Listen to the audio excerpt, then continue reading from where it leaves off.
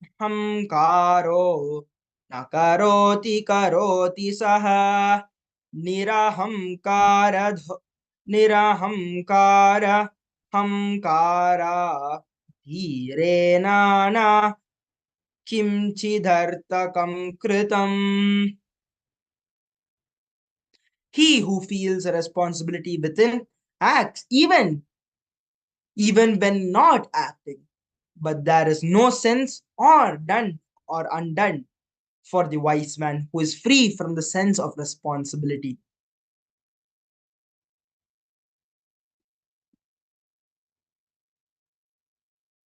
However, the Upanishads reveal. We'll be seeing a beautiful video on how the Upanishads were revealed in the Vedagamas.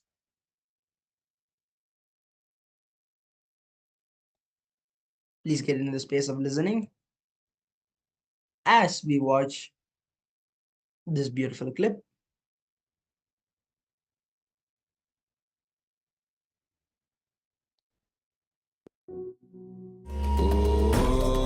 Nithyananda.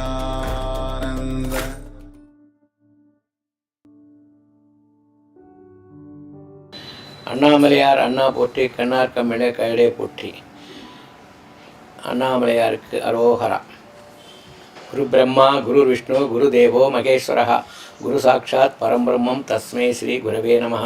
குருப்யோ நமः. ஹரி ஓம். ஸ்ரீ ராமலிங்க பாதேப்யோ நமः. குருப்யோ நமः. இன்று நான் திருவண்ணாமலை அருணாச்சலேஸ்வரர் தேவஸ்தானத்தில் என்னுடைய பாட்டனார் வெங்கட சுப்பிரமணிய குருக்கள் சோனாத்திரி குருக்கள் வழியாக ராமலிங்க சிவாச்சாரியார் சாமூர் சிவாச்சாரியுடைய மகனாக பிறந்தவன். எங்களுடைய வாரிசு பெரிய குருக்கள் வகைராவை சேர்ந்தவர்கள் நாங்கள். என்னுடைய பெயர் பட்டம் எஸ் ஹாலாசிநாத சிவாச்சாரியார். நான் 2 துறையில் இருந்தவன். ஒன்று ஆசிரியராக பணிபுரிந்தவன். அதே சமயத்தில் மூதாதையர்களுடைய ஆன்மீக பக்தியின் காரணமாகவும் எங்களுடைய வம்சாவளியின் காரணமாகவும் கோவிலுக்கு நித்திய கைங்கறி செய்து கொண்டிருந்தேன். அப்படி கடைசியிலே அண்ணாமலையாரிடம் பணி செய்து கொண்டிருக்கிறேன் ஆன்மீக பணியிலே. அப்படி வழியிலே என்னுடைய மகன்கள் 3 பேரும் இப்பொழுது பணியாற்றி கொண்டிருக்கிறார்கள். நித்யானந்த சுவாமிகளை பற்றி சொல்ல வேண்டுமானால் அவர் திருவண்ணாமலையிலே பிறந்தவர். நித்யானந்த சுவாமிகள் அவர் சின்ன வயசிலே ரொம்ப ஆன்மீக பக்தியுடையவர். கடவென்பால் அன்பு மிகுந்து காணப்பட்டு இருந்தார். அவர் தினமும் காலையில் மாலையிலும் கோவிலுக்கு தரிசனம் செய்வது வருவார். அப்பொழுது கோவிலிலே நித்திய பூஜை நடைபெறும் போது அங்கே பணிகள் அவருக்கு உண்டான என்ன பணிகள் செய்ய முடியுமோ அதை தீபாராதனை அலங்கார தீபாராதனை முதலெல்லாம் அழுக்காக இருந்தால் அதை தொடர்த்தி வைத்து நல்ல முறையில் செய்து வைப்பார். இப்போ கீழே உள்ளே இருக்கிற இதுக்கு தரையை சுத்தம் செய்து வைப்பார். அந்த மாதிரி பலவிதமான அந்த காலத்தில் சிறு வயதிலிருந்தே அவருக்கு ஆன்மீக பற்றோடு செய்து வந்திருந்தார். கோவில்லையும் சில வேலைகளை யாராவது குறை இருந்தால் அவர்களுக்கு பதிலாக இவரும் கிட்ட இருந்து ஆன்மீக பணி செய்து வைப்பார். நைவேத்தியில் கூட வருவது, உடல் அடித்து வருவது, எல்லா பணிகளும் செய்து வந்தார். அதே மாதிரி அர்த்தஜாமத்திலையும் கூட இருந்து அர்த்தஜாமத்திலே பள்ளி அறையிலே அவரும் ஒரு பணியாற்றி சுவாமியை சுமந்து கொண்டு பள்ளியறை முடித்து வைப்பார். இப்படி அவர் பல காலம் அந்த ஆன்மீகத்தினுடைய பணியாக இருந்ததினால் அண்ணாமலையார் அருளாலே அவர்களுக்கு மனம் சாந்தி அடைந்து அவருக்கு ஞானோதயம் பெற்று இப்பொழுது பெரிய சுவாமியாக இருக்கிறார். மிக்க மகிழ்ச்சி. அவருடைய ஆசிரமத்துக்கெல்லாம் நான் போயிருக்கேன். அங்கே நல்ல முறையில் மிக நல்ல முறையில் நல்லதாக செஞ்சிருக்கிறார். ஆகவே அவருடைய ஆன்மீக பற்றி மேலும் வளர வேண்டும் என்பது அண்ணாமலையார் அருளை பிரார்த்தனை செய்து கொண்டு அவர்களை வாழ்த்துகின்றேன். அப்புறம் நாங்கள் கோவிலில் வேலைகள் ஏதாவது வீட்டில் ஏதாவது விட்டுட்டு வந்தாலோ இல்லது கோவிலேருந்து ஏதாவது எடுத்துக்கொண்டு செல்லக்கூடிய நைவேத்தியம் மற்ற பொருள்கள் எடுத்துக்கொண்டு செல்ல வேண்டும் என்றாலும் அந்த நித்யானந்த சுவாமிகள் அன்போடு பணிவோடு அதை வீட்டுக்கு எடுத்துன்னு வந்து கொண்டாந்து கொடுத்துட்டு திருப்பி வந்து கோயிலுக்கு வந்து பணிகளை செய்து விட்டு போவார். ஆமாம், அபிஷேகம்லாம் பண்ணாக்கா விடாத பார்த்துட்டு இருப்பார். நல்ல பக்தர். இந்த போற்றி தமிழ் போற்றி அதெல்லாம் பாடுவார் அவர். நல்லா என்ன அதெல்லாம் நல்லா பார்த்து எல்லாம் செய்வார் அந்த காலத்தில்.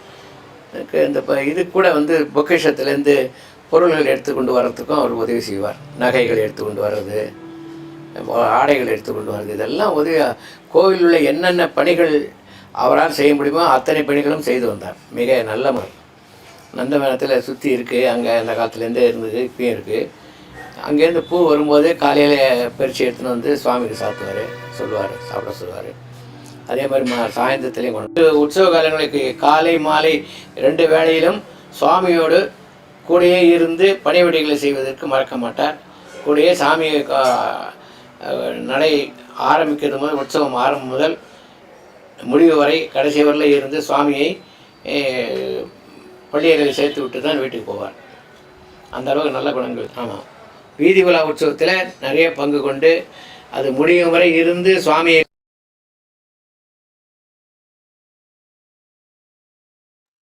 So in this, the Arunachaleshwara temple priest, who is currently retired, he is sharing how beautifully Swamiji used to be, how responsible he used to be, and how deeply he was connected to Arunachaleshwara even in his young age.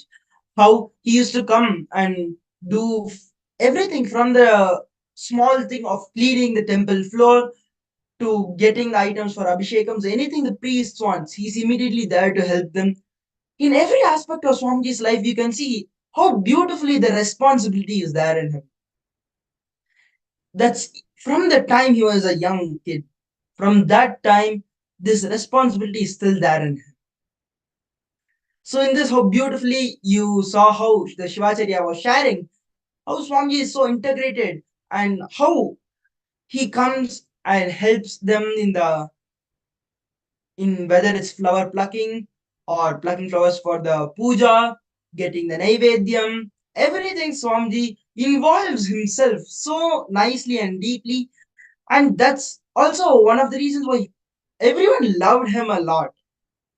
And this shows how responsible Swamiji was at that time. And of course, even now. So now we'll be seeing another beautiful clip where Swamiji himself is going to be revealing on how the Upanishads were revealed.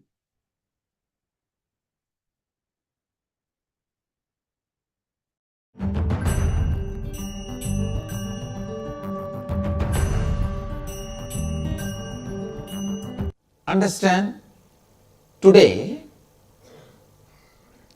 whole evening you will be doing this process of completion, a very powerful process. I'll give you the exact instruction how to do. Now, before getting into the completion, we will finish one more process you need to do, completing with your feelings. Nithyananda Paramashivoham Om Nithyananda Paramashivoham Om Nithyananda Paramashivoham Om Nithyananda Paramashivoham Om Nithyananda Paramashivoham Om Nithyananda Paramashivoham Om Nithyananda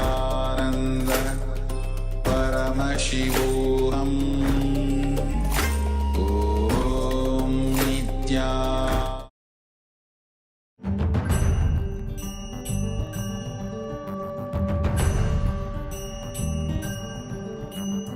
Understand? Today, whole evening you will be doing this process of completion. A very powerful process. I'll give you the exact instruction how to do. Now, before getting into the completion, we will finish one more process you need to do. Completing with your feelings. Please listen. Yesterday, completing with the words, that is integrity. Completing with your thinking is authenticity. Completing with your feeling is responsibility. Listen, I am giving you an example. How the feeling and responsibility is connected. Listen. Sometime you are watching the TV, breaking news, bomb blast, 150 people dead. Immediately you get up and sit. And the next line, in Iran or Iraq. Okay. How many of you have experienced this? Raise your hand. Means, the moment it is in some other country, what you do?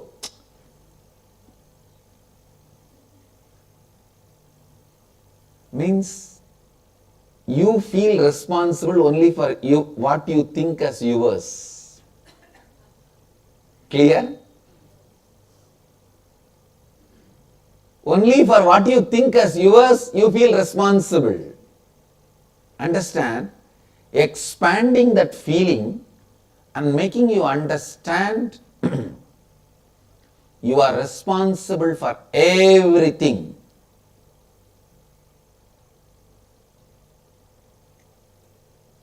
Completes all your incompletions in the feeling level. Listen. One more example. Listen.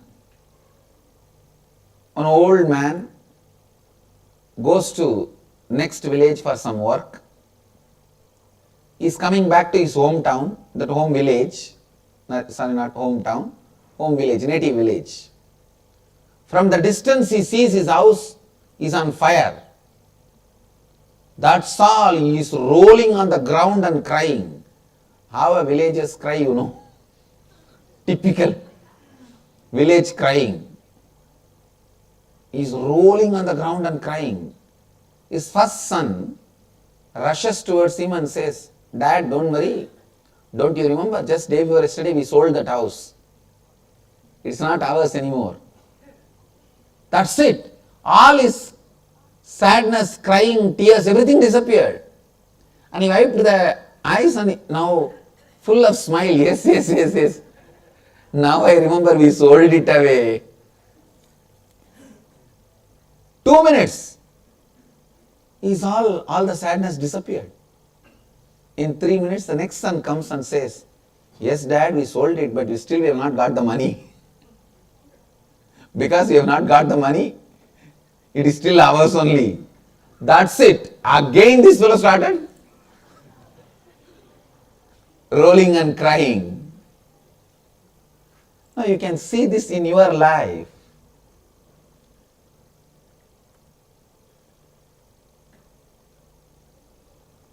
When you think you are not responsible, you don't care. We don't bother.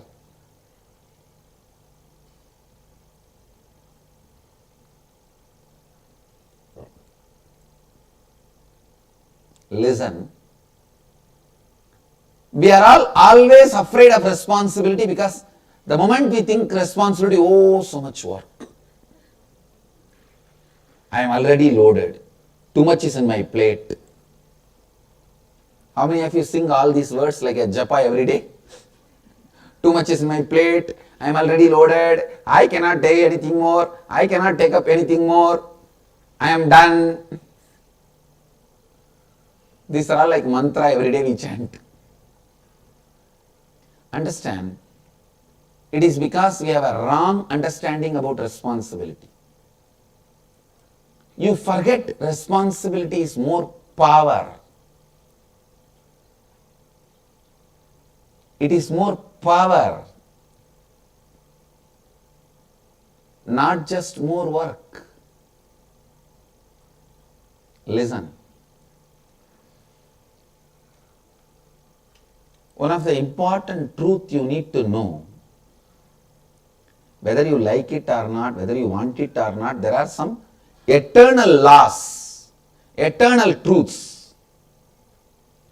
Whether you like it or not, want it or not, you are the source of everything.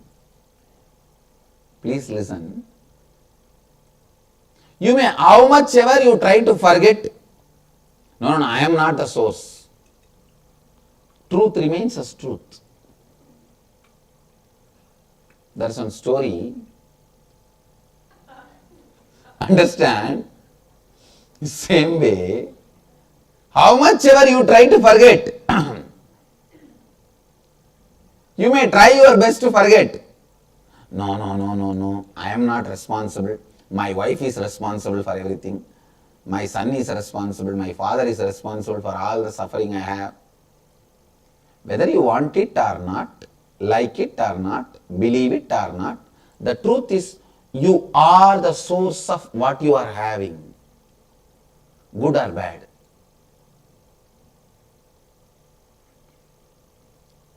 Responsibility means living and responding to life from the truth and understanding that you are the source of everything, therefore you are responsible for all the happenings in and around you.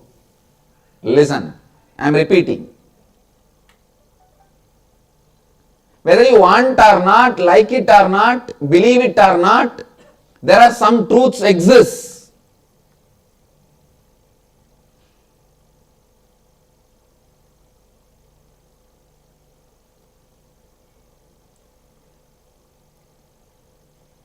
Whether Pope turns atheist or communist turns theist, God exists is the truth. Nothing can be done about it, how much ever you deny. The independent intelligence which runs the cosmos exists.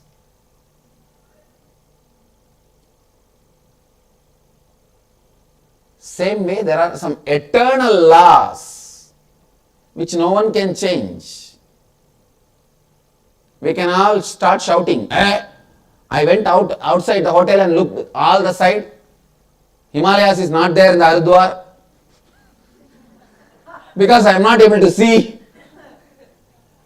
We can all shout. Is our shouting going to take away the Himalayas? It will continue to be there in the Haridwar. Haridwar means entrance to God.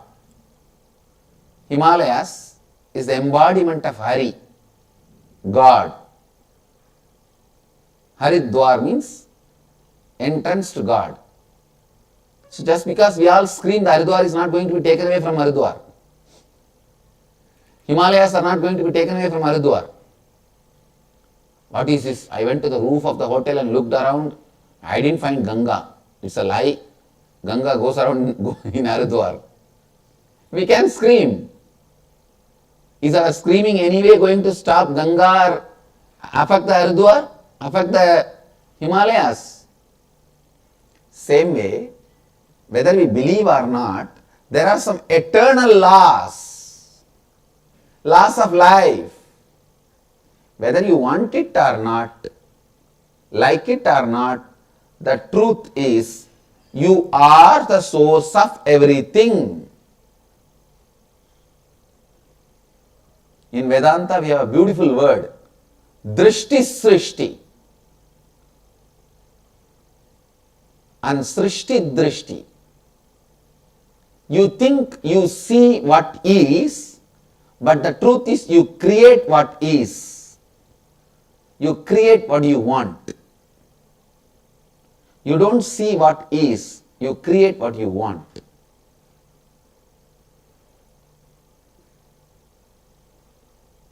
Listen.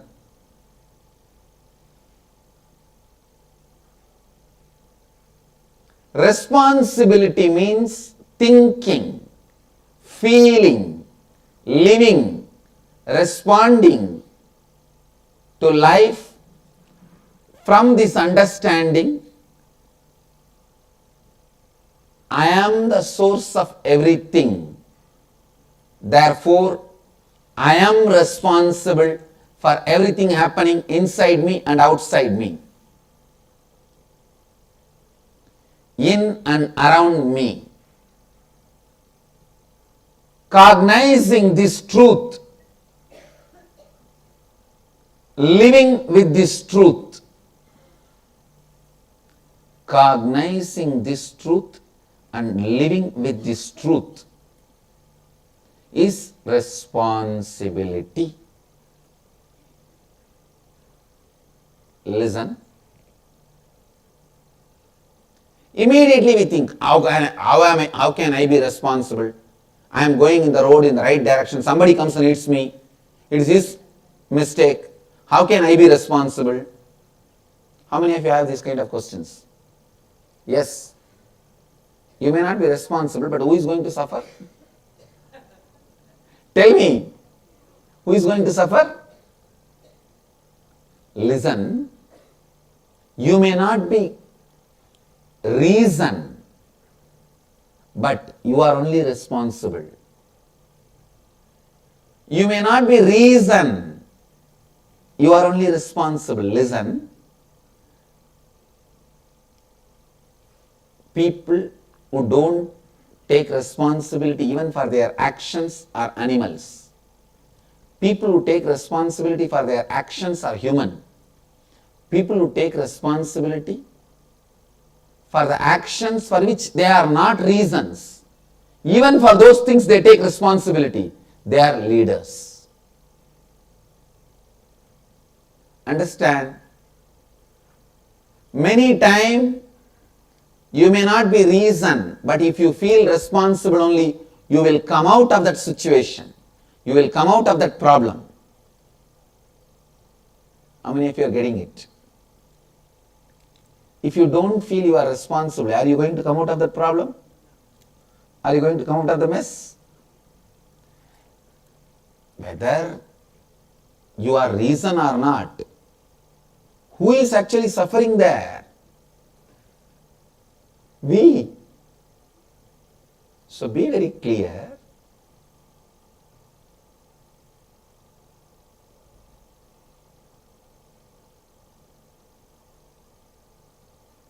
Life, whether you want it or not, believe it or not, like it or not, whether you take it as a good news or bad news, you are source of everything. Whenever you understand that, you cognize it and process, you feel powerful in the life. Whenever you feel you are not responsible, somebody else is responsible, you become powerless, that's all. Truth empowers you. Ignorance makes you powerless. How many of you want to live a powerful life? Then you should take up the truths in your life. The truth is, you are source of everything in and around you.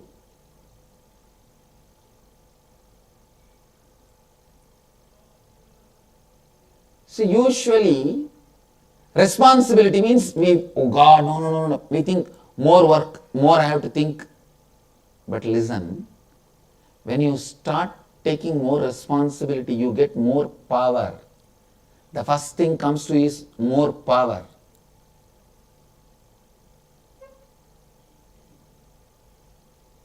I tell you,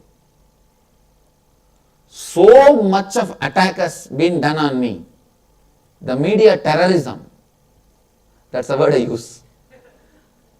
Media terrorists have attacked me.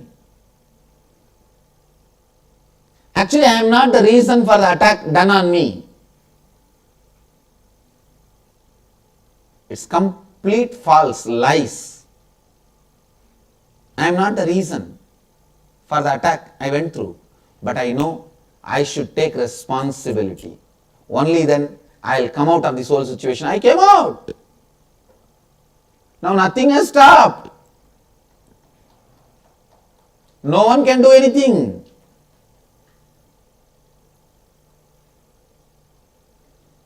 No one is able to do anything. See, all over the world,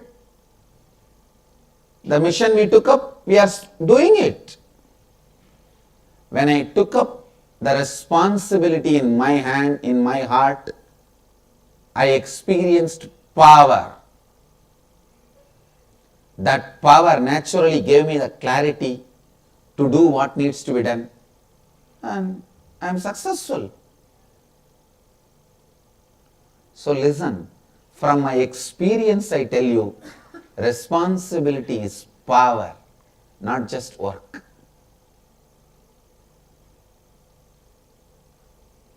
I'll give you this as experience. Through this process of completion, I'll give you this as experience. We will do a small process to internalize this responsibility, the power of feeling. Identify the various conflicts that exist in your life. Write down all the conflicts. Conflicts means it can be a health issue, or your issue with your spouse, or issue with your boss, or poverty, or issue with your son, issue in your other relationships, anything. Conflicts that exist in your life. Write down all the aspects of each conflict you feel you are responsible for, and all the aspects of each conflict you feel you are not responsible for. I am giving you the example. For example, you feel conflict with your husband or wife. Something you feel you are responsible, something you feel you are not responsible. Pen down what you think as you are responsible, for what all you think you are not responsible. Like that, each conflict. Poverty. You think, I think I spend little too much, that one I am responsible, but there are many things I am not responsible. Society is responsible. It cheats me, it doesn't give me money. My boss is responsible. He squeezes me, my blood out of me, and gives me only few $100s, which I blow it away in one shopping. Whatever you think you are responsible, pen down. You think you are not responsible, pen down. Few minutes, internalize. The second question we will do next. First, answer the first point.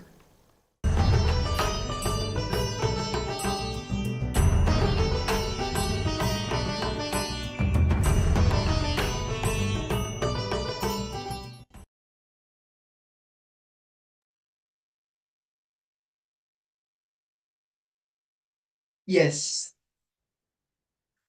The law of the cosmos is responsibilism. When you take a responsibility, the divine energies support you. Now we'll be entering into a small beautiful exercise. So list out the top 5 rubbing points of your life where you continuously experience resistance to your own expansion. Relive the major situations where you have faced this friction and complete with those incidents. Now visualize yourself being comfortable in that expanded space. Whenever you encounter those situations again in your life, bring back the visualizations to support you and expand smoothly. So now, list down the 5 rubbing points of your life where you continuously experience resistance to your own expansion. For an example, if you're being promoted, for an example, in a game, but you just feel no, you can't do it. For some reason, something just stops you.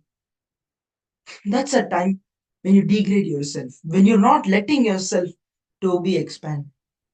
So list down 5 rubbing points, where 5 major points where you did not let yourself expand. Please write down 5 incidents.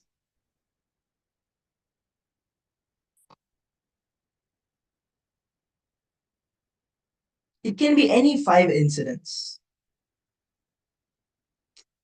Any 5 incidents where you have felt this rubbing, where you have felt that you consciously you restrained yourself, you resisted yourself, where you had the resistance to not experience the expansion of your life. Write down 5 major incidents.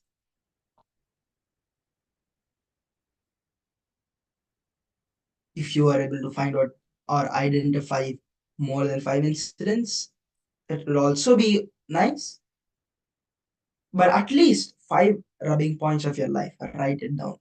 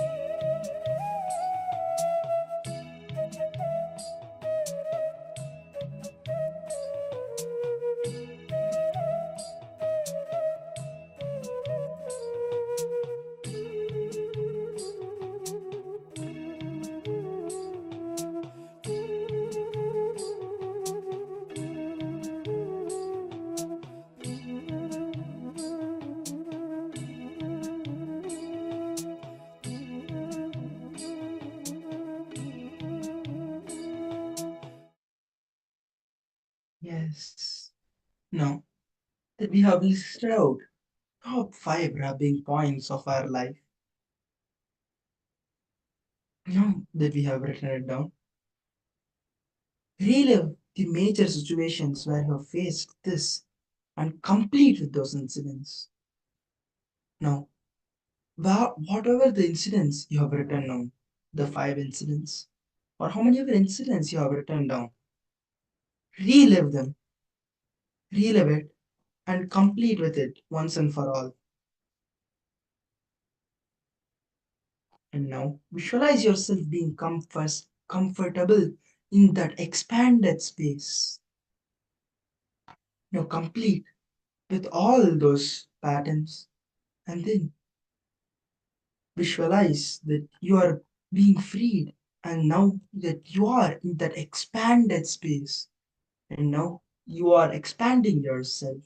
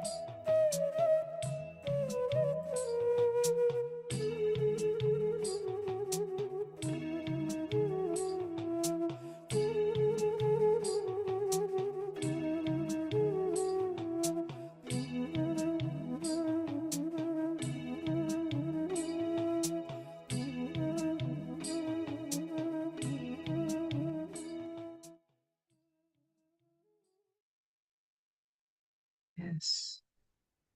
Now, whenever you encounter these situations again in your life, bring back the visualizations to support you and expand yourself smoothly. Now, with this, we'll be entering into the power manifestation.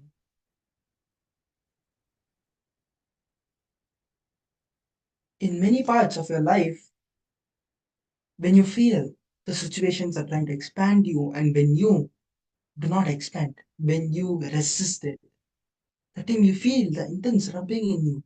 That one side why you resisted it, and one more side you are resisting it. During these times, you will see the heart rate in you increases, the pulse rate in you increases. And today we'll be doing the power of changing your pulse. So not only will you calm down, you can calm yourself whenever you want when you manifest this power. So now we'll be starting the power manifestation. So requesting all the participants to verify your pulse. If you have a pulse machine, pulse meter, something which calculates your pulse, or if you have a watch, a smartwatch which can calculate your pulse, it will be very good so that you will be able to see your pulse rate.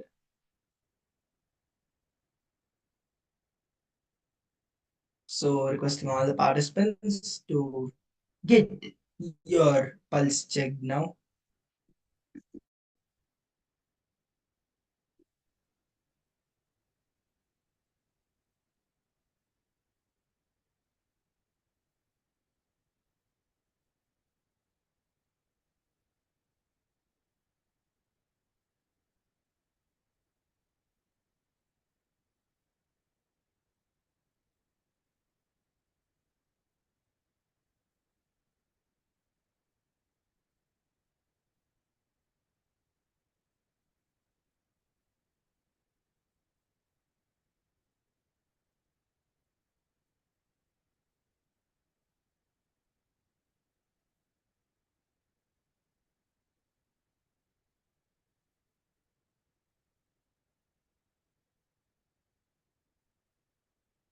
Requesting all the participants again to check your pulse rate so that we can begin the power manifestation.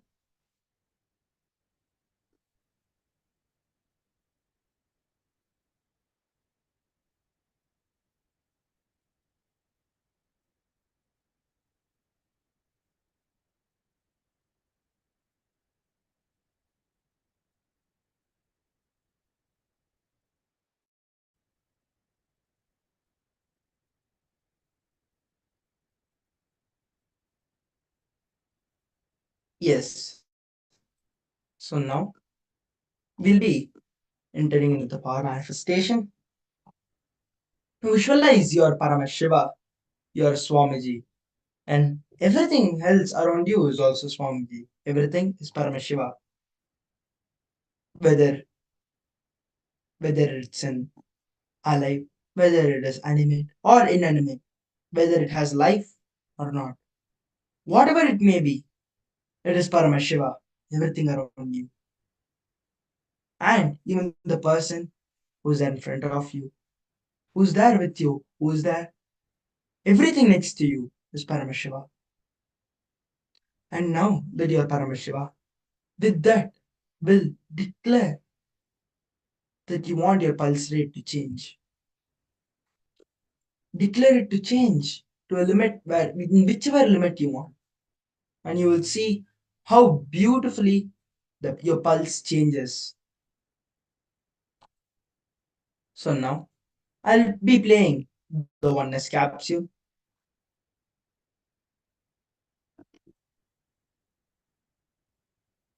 Please start the power manifestation.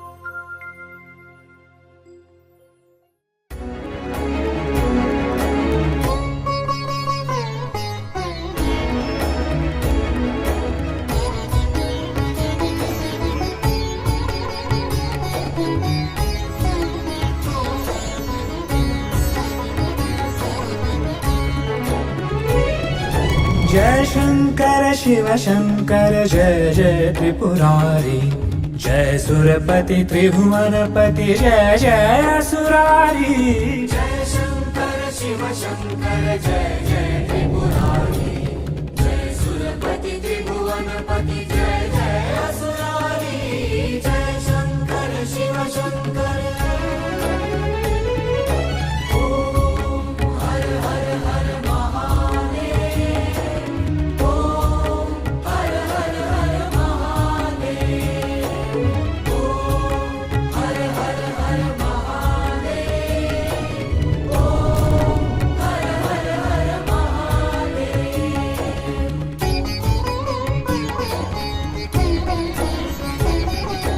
सत्य सनातन सुंदर शिव सबके स्वामी शिव सबके स्वामी अविकारी अविनाशी अज अंतर्यामी अज अंतर्यामी आदि अंत नामय सकल कलाधारी अमल रूप गोचर त्रिपुरारी जय सुरपति त्रिभुवनपति जय जय असुरारी जय Shankar Shiv Shankar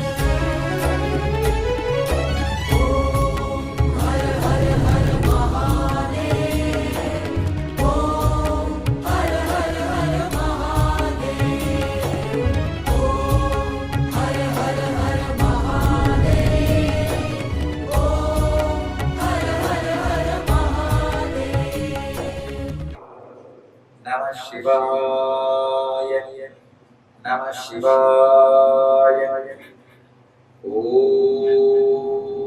Namah Shivaya, Om Namah Shivaya. Asanadi achamanyandaram sarvopacharam samarpayami. Asanam samarpayami, swagatam suswagatam te.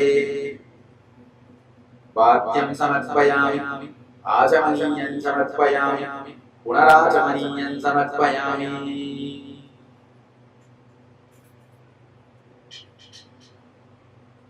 आसनं स्वागतं वाक्यं आचमनीयं पुनराचमनीयं छालकपाल गरल गल मुण्डमाल व्याधि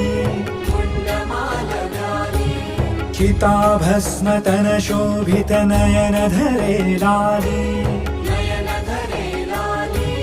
प्रेत पिशाच सुसेवित पीत जटाधारी विवसन विकट रूप धर रुद्र प्रलयकारी जय शंकर शिव शंकर जय जय त्रिपुरारी जय सुरपति त्रिभुवनपति जय जय असुरारी जय शंकर शिव शंकर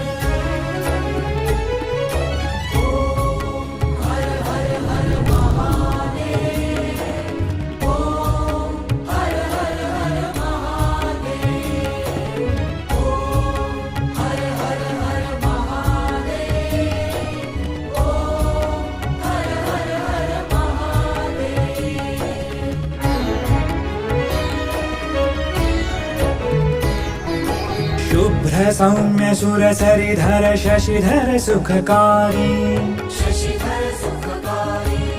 अति कमनीय शांति कर शिव मुनि मनहारी निर्गुण सगुण निरंजन नवतम नित्य प्रभो काल रूप केवल हर कालातीत विभो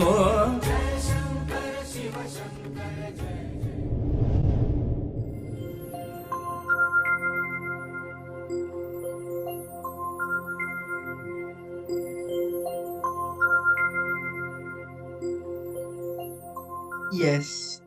So now, requesting all the participants to please verify the pulse rate right now. Please take some time and verify it.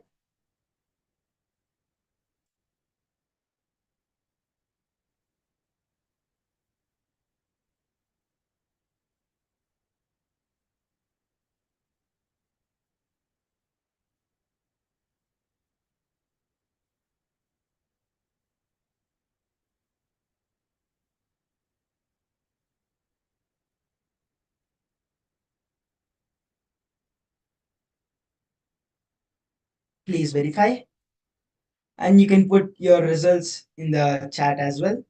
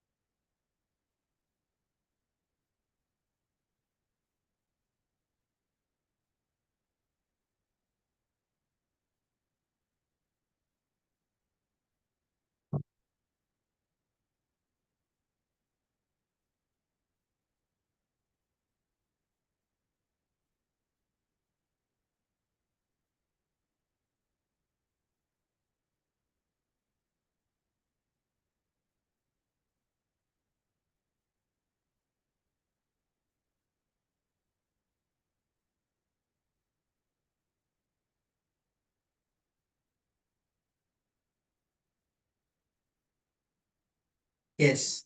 So with this, we'll be entering into the next session where we are going to be learning about enriching, apyayan.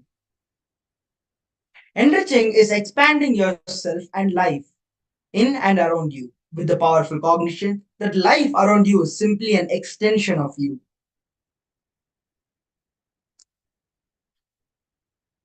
There's a beautiful Shastra Pramana from the Ishavasya Upanishad, verse 8. Saparyagachukramakaryamayvranamasna viragum shuddhamapapaviddam kabirmanishi paribhusvayambhuryatatatyathorthane vyadadachashvatibhyasamabhyaha. The translation is, it is pure consciousness that from time eternal has enriched the ages and each being by ordaining desirable responsibility unto them as per their nature and space and their actions and results thereof. There is a beautiful story in Sri Ramanuja's life. He goes to his guru and asks him to give one method to achieve the ultimate. In the Vaishnavism, ultimate is the space in Vaikuntha, means the space of Vishnu, where Vishnu resides. Ramanuja was in such a high level of completion that, when the Guru gave him the initiation great mantra, Om Namo Narayana, and immediately Ramanuja gets the glimpse of that space. Because he was in the right context when the initiation was given to him. Immediately he gets into that space. But the Guru tells him, do not go out and give this mantra to anyone and everyone. Otherwise, you will go to hell and they will all go to Vaikuntha. Whenever you experience the enriching, whenever you will be possessed by the spirit of enriching, whenever you have any of these powerful experiences. Here Ramanuja was possessed by the spirit of enriching. He runs to the temple tower, stands on the roof and calls everyone and says, come on, come on, come on. I have a secret technique to achieve Vaikuntha. If I teach you all this, I may go to hell, but you will all go to Vaikuntha. So please learn. Immediately, he initiates everyone into this great principle and Maha Mantra, the Ashtakshara, Om Namo Narayanaya. So we will be seeing a beautiful clip where Swamiji is going to be explaining about enriching and the power of enriching. So please get into the deep space of listening as we enter and look at this video.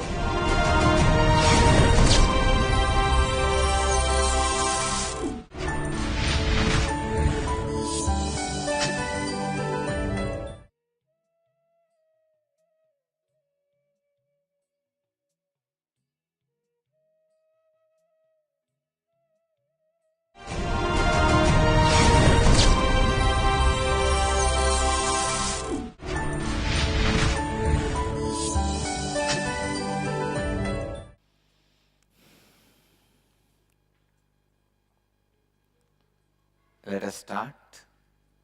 Now we will work on the crown center.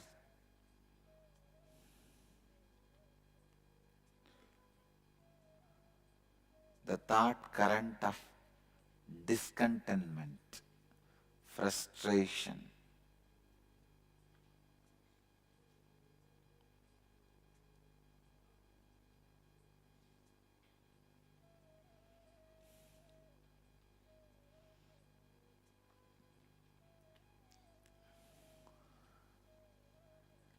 When you lack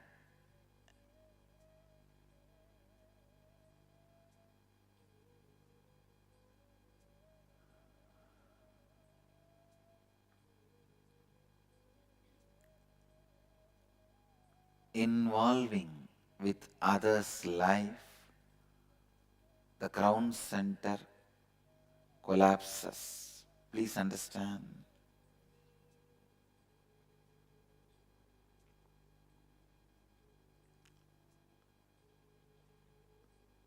If you make the responsibility as a lifestyle, involving with others' life with responsibility,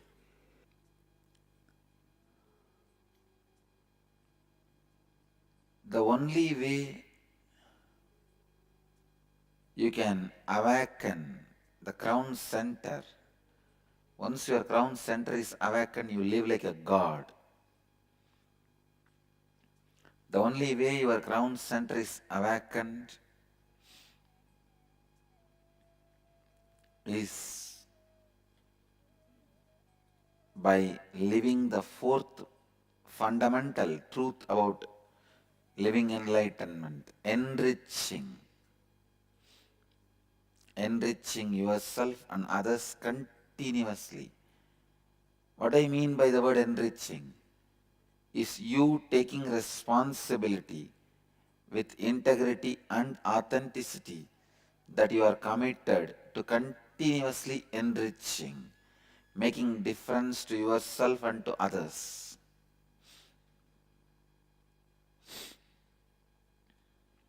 Listen.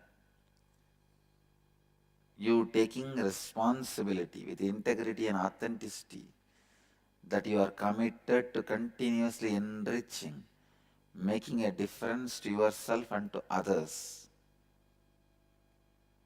Enriching is your commitment to the possibility of living yourself and life around you in a space of expansion and completion.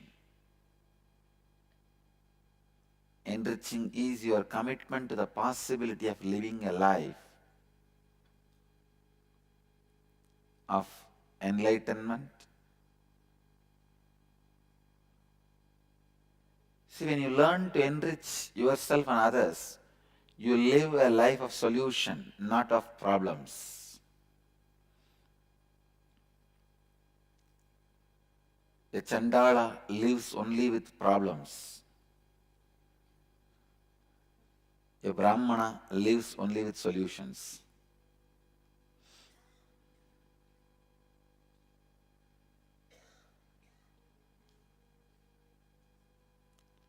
Kshatriya makes problems, Vaishya solves problems. But even Vaishya and Kshatriya does not have solution.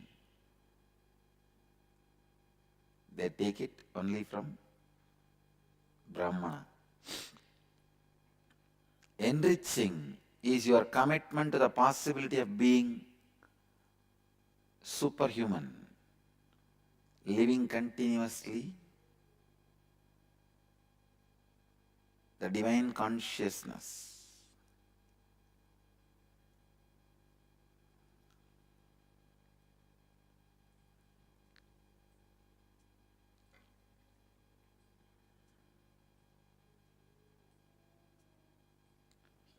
Do not give up on yourself and give up on others. That is the secret of enriching. Understand? Don't give up on you and don't give up on others. Meena Joshi is asking, Swamiji looks very tired, like he needs a good sleep. How is he going to meet 280 questions for Kalabhairava? Meena Joshi, don't worry. Once Kalabhairava enters, sleep, everything disappears. I myself disappear. What about sleep? Meena, you don't need to worry. Kalabhairava handles. Akashic reading is the easiest thing for me. I just need to keep quiet. He will do the whole thing.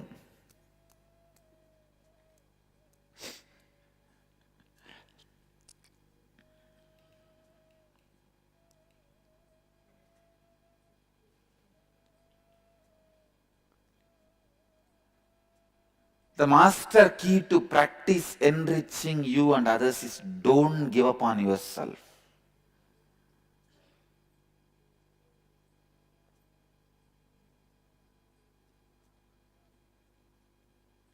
I don't give up on me, and I don't give up on others. I don't give up on me, and I don't give up on others. Please understand.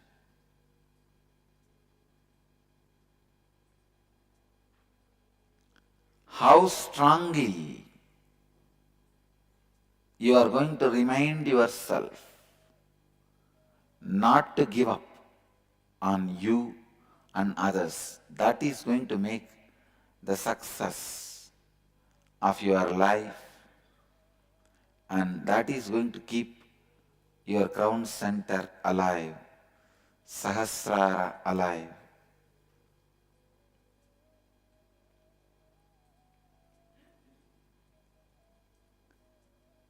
Let's work on this exercise, then you will understand this tattva, enriching others.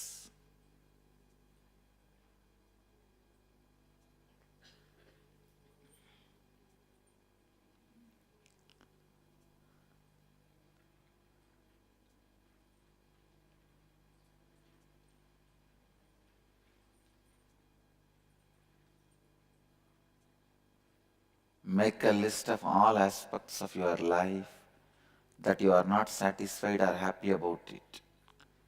Look deeply into each of these aspects of your life and identify where you are not taking responsibility for your non-integrated and inauthentic thoughts, words and actions that are present in these aspects of your life. Now with awareness, bring integrity, authenticity and responsibility to these aspects of your life and visualize that now you are a being in a space of expansion, happiness and gratitude. Write down what are the new thoughts, words and actions you will take in the same aspects of your life now. Inside this new space of being in expansion, happiness and gratitude, write down in what ways you will now enrich yourself and others in your life, in all other aspects of your life. Go ahead.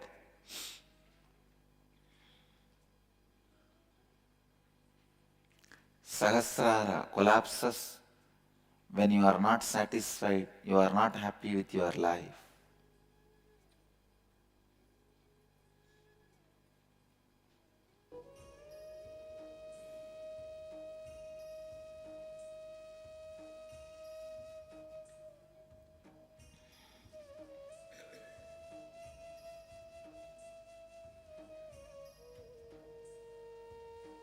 See very clearly,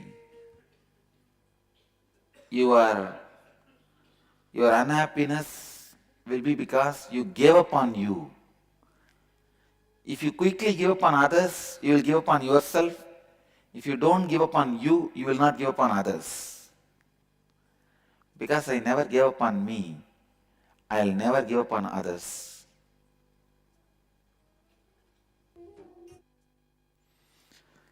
Three more minutes. Still how many are writing?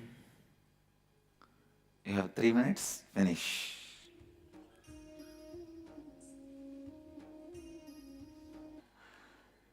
Let's gather for next session.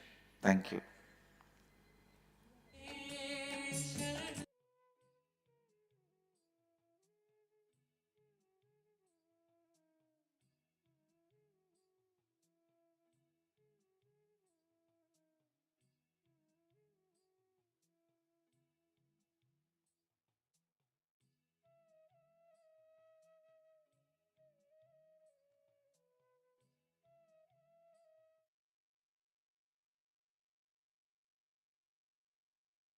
Yes.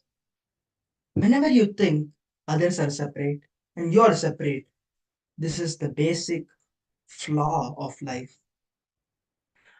What you have about you, that same only you will have for others. If you give up on you, I guarantee that you will give up on others. If you don't give up on others, you won't give up on yourself. The moment you convince your heart that life is for others, all sufferings in your heart leaves you. Enriching others to live the peak, to live their peak possibility of life is the ultimate way you can enrich them. Enriching is the strength of new life happening in you. When you enrich, it literally creates a new future. You rewrite the new future. The old future just disappears. It becomes irrelevant to you. So now we'll be doing a short exercise where enriching is a new technique to create your own future. So in this technique, we are going to be learning how to create the new future as we want. So step 1, make a list of the top 10 relationships in your life.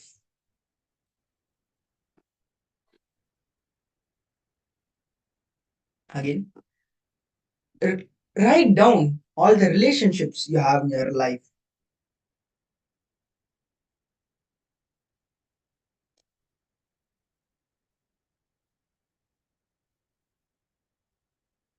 Who are the most, who are the top 10 people, like who are very, very close to you? Can be your family members, your friends, can be anyone. Pen down 10 of them who you really think are most close to you.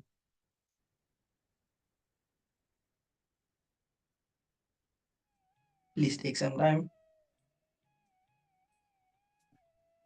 Please take some time and write it all down, as we'll move on to the next step after you're done with this.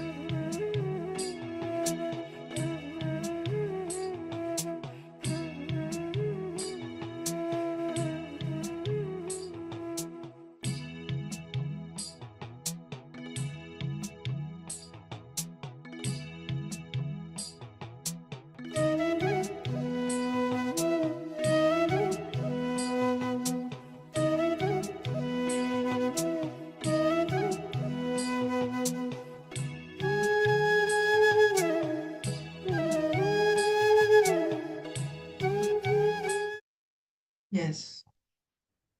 Now we'll be entering into the next step of the process.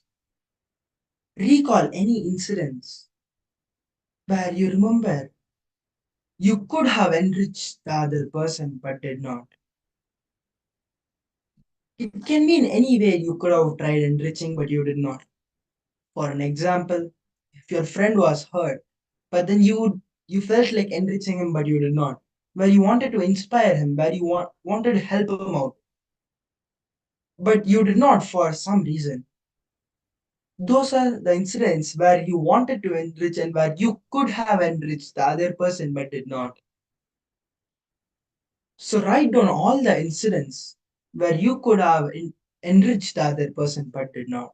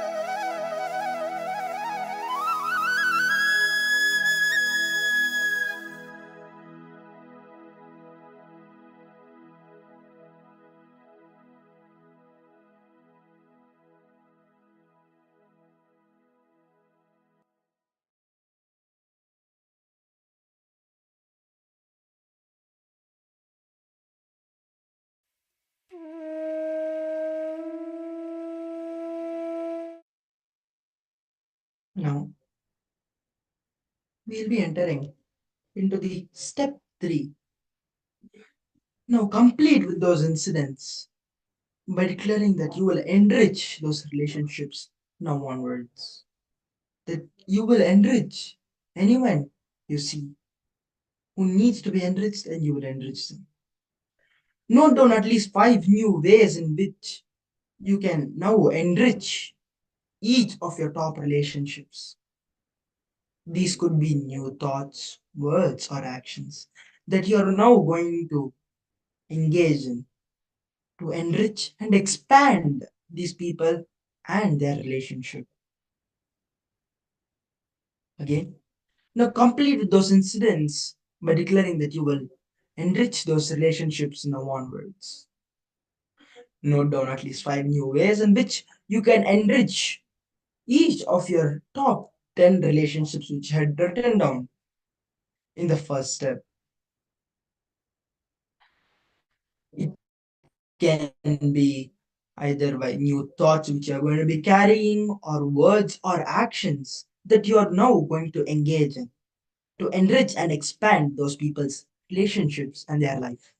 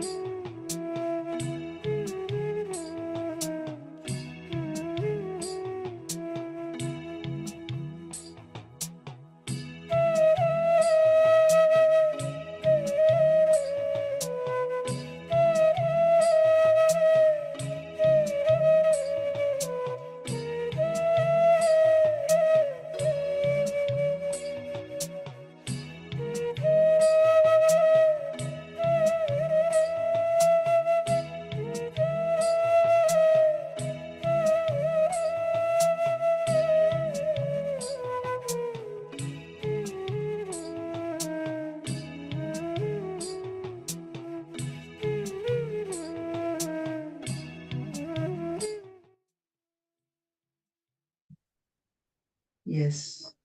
No. Enriching is the commitment to the possibility of being a superhuman. Let us all enrich ourselves and enrich the whole world with living enlightenment as the lifestyle. With this, let us now enter into the power manifestation.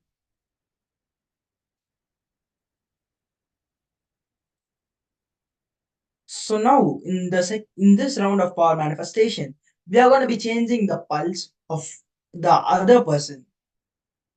So you can call out any person, any of your family or friends, anyone. You can call them and then ask them to check their pulse rate. And once they have checked their pulse rate, we'll be beginning the power manifestation.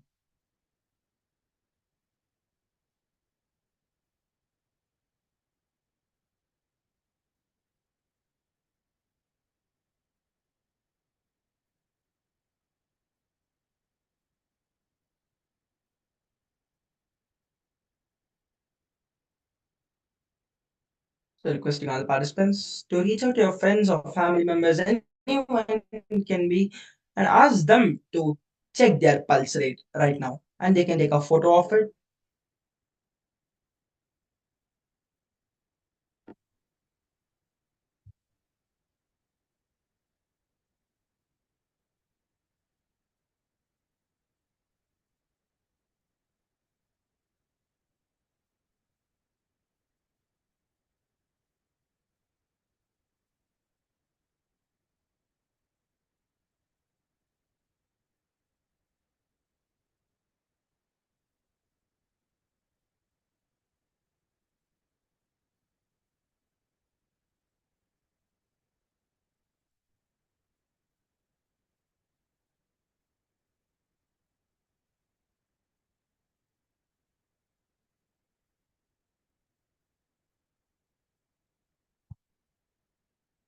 Yes. So now we'll be entering into the power manifestation.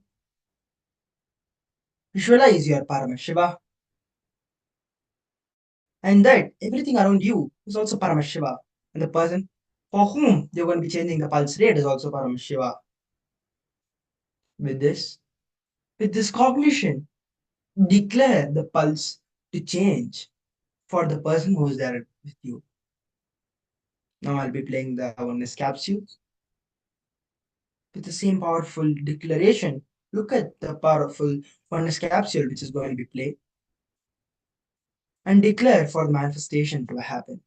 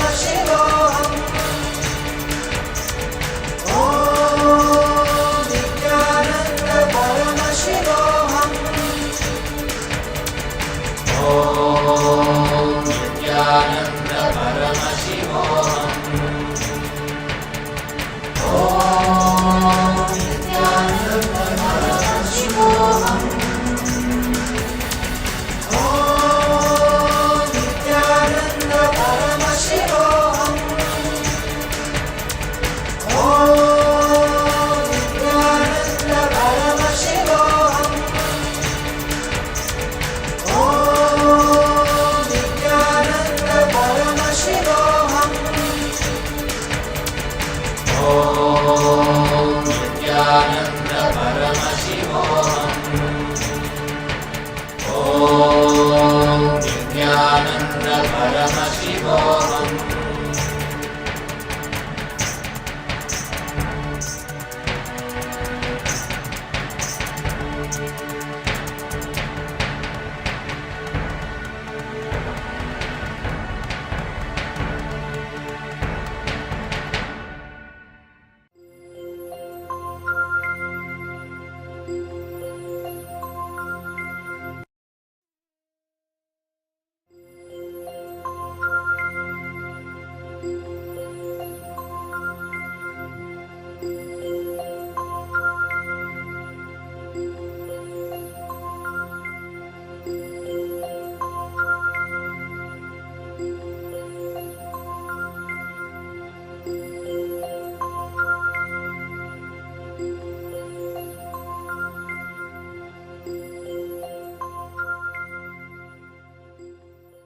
Her her Gange her her Gange her her Gange her her Gange her her Gange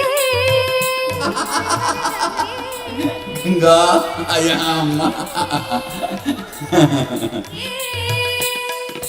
hey Nataraja hey Nityananda her her her her Gange hey Nataraja hey Nityananda her her her her Gange hey Nataraja hey Nityananda her her her her Gange hey Nataraja hey Nityananda her her her her Gange her her Gange her her Gange her her Gange her her Gange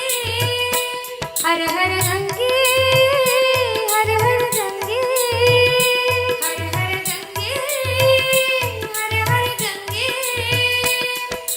hey Nataraja hey Nityananda her her her her Gange hey Nataraja hey Nityananda her her her her Gange hey Nataraja hey Nityananda her her her her Gange hey Nataraja hey Nityananda her her her her Gange her her Gange her her Gange her her Gange her her Gange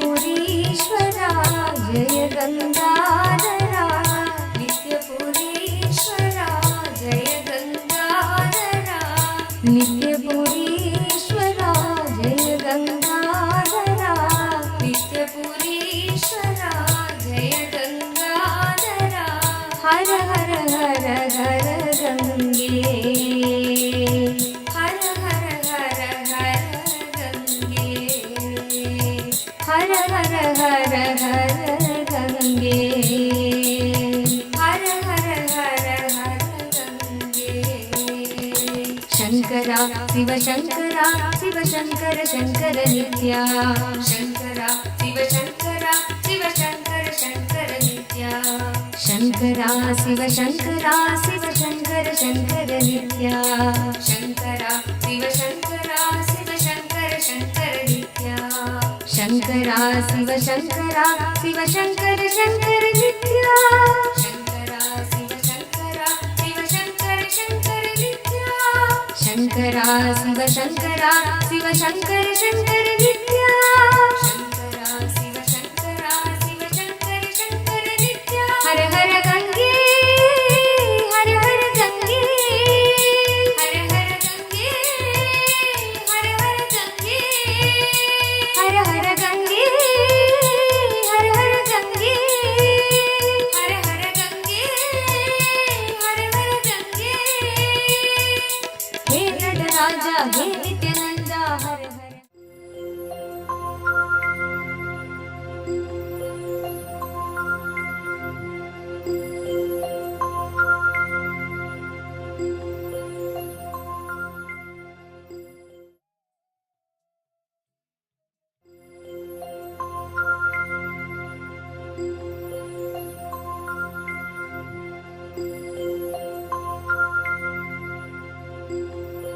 Yes.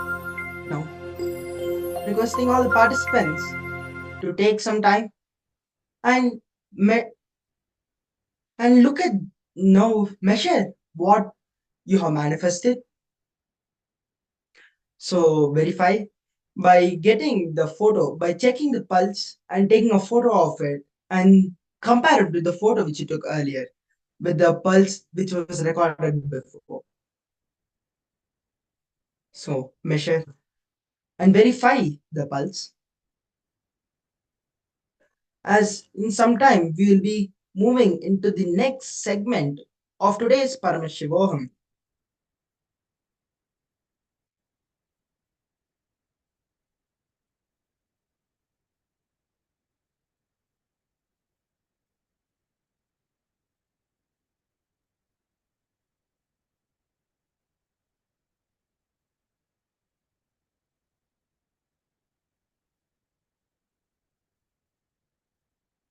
Request all the participants once again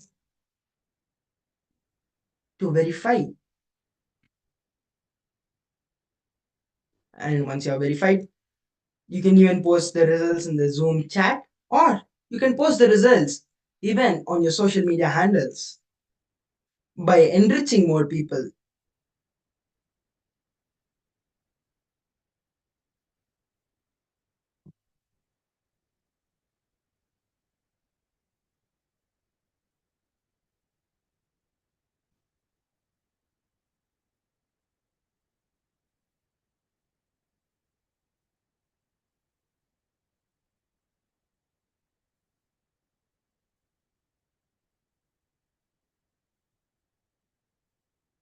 Manikya Chandrasekhara Priya is asking, I didn't check my pulse earlier. How do I do it? That's okay if you avoid to check your pulse earlier. Again, in the next manifestation, you can again check your pulse and do it again. Or you can do this manifestation later on when you have free time.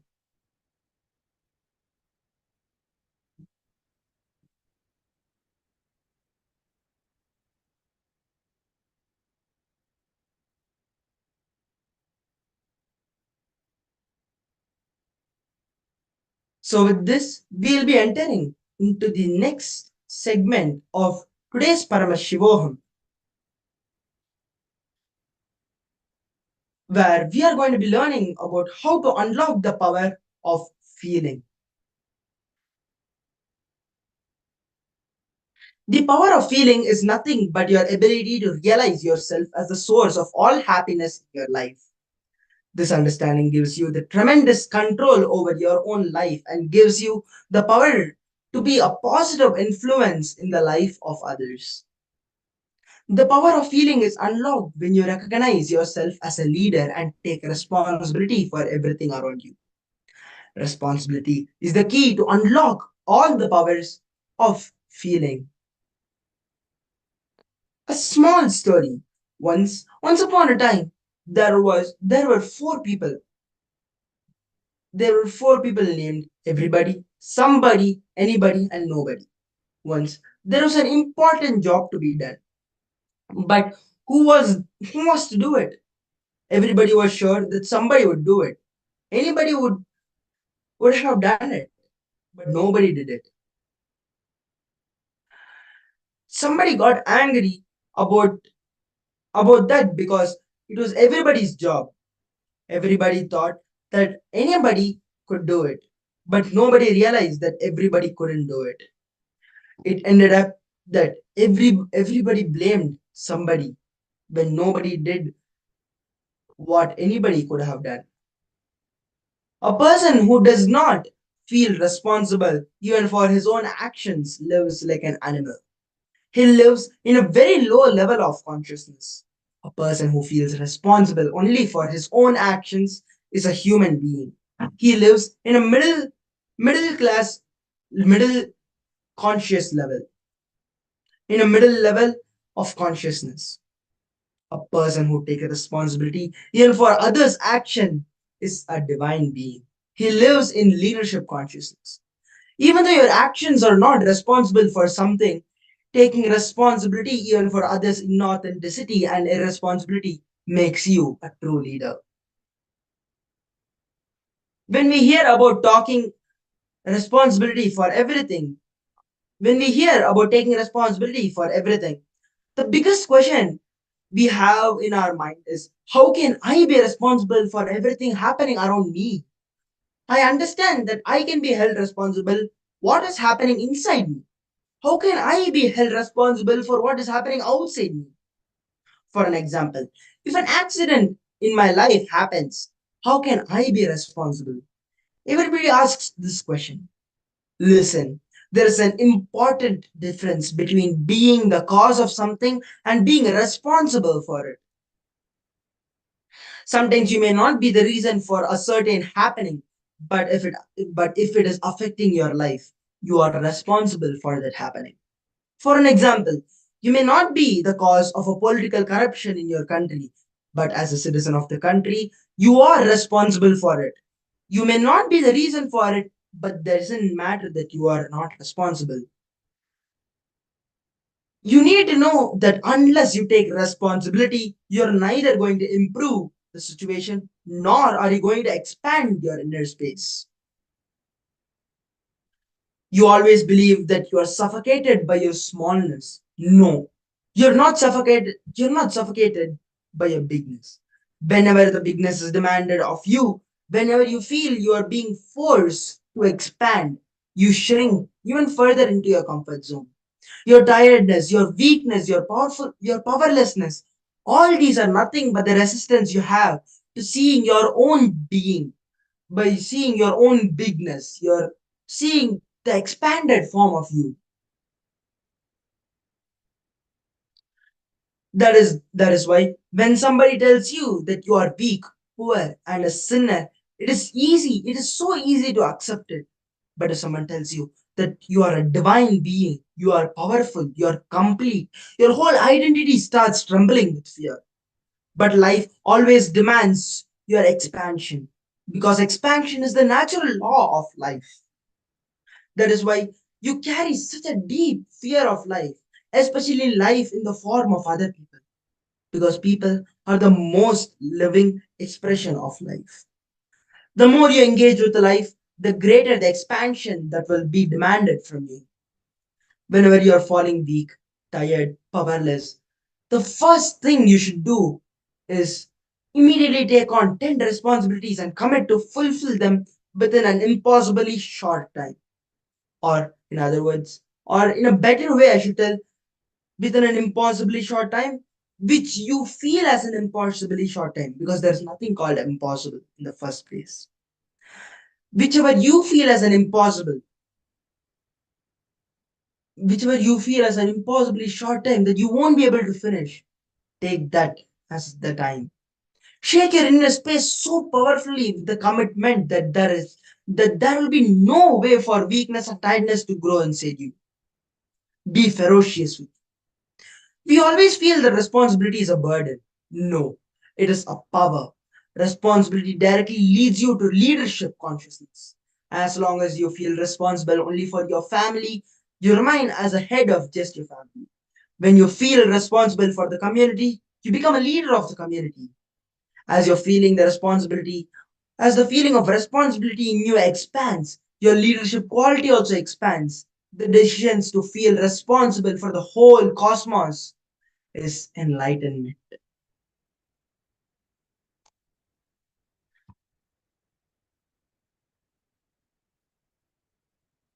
Feeling responsible for the whole and declaring to live by your feeling is a responsible declaration. Known in Hinduism, spiritual practice as Nithyananda, responsible declaration unlocks the power of feeling inside you. But the moment you hear that you are responsible for everything happening around you, you think, if I feel responsible for all the garbage on the streets, I'll be stuck cleaning it up whole day. I'll not be able to do anything else. Complete with those imaginary incompletions. So now let us have a small 10-minute exercise. So now we'll be completing with the small imaginary complications we have, like the example we saw earlier. Like if you feel that you're responsible for everything, you may think there's a lot of garbage on the street. And for cleaning it up, you'll be cleaning it up for the rest of the day and you'll not be doing anything else except cleaning the garbage. So it's like this, write down the imaginary complications you created. Take a little time to let this feeling to sink inside you and be in sync with your actions. It has to sink inside you and be in sync with your actions. Then responsibility will become synergy and synchronized energy. So take a little bit of time and write down the the imaginary complications which you have made until now.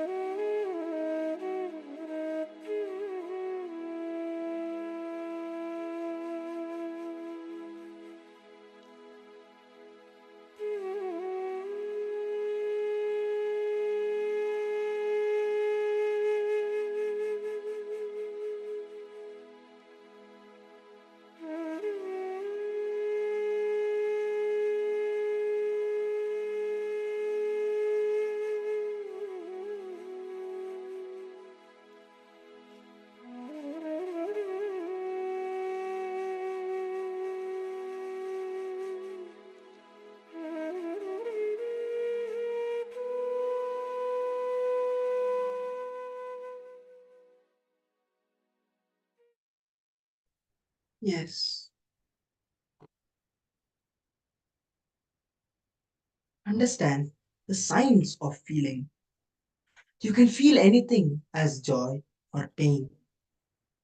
It's your freedom to choose between.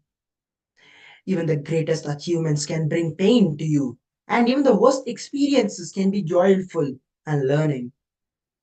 You have the ability to decide how you want to feel. Listen, whenever you feel empowered, you are joyful. Whenever you feel powerless, you experience suffering. All the sufferings, pains, anger, guilt, fear, jealousy, frustration is nothing but powerlessness expressing in different ways through you. When you feel responsible for everything that is happening in you, in your life, you will feel everything is joyful because nothing can make you powerless. So empower yourself with the responsibility and unlock the power of feeling connection, the feeling in you. By unlocking the power of feeling, you will always act from a space of power and completion.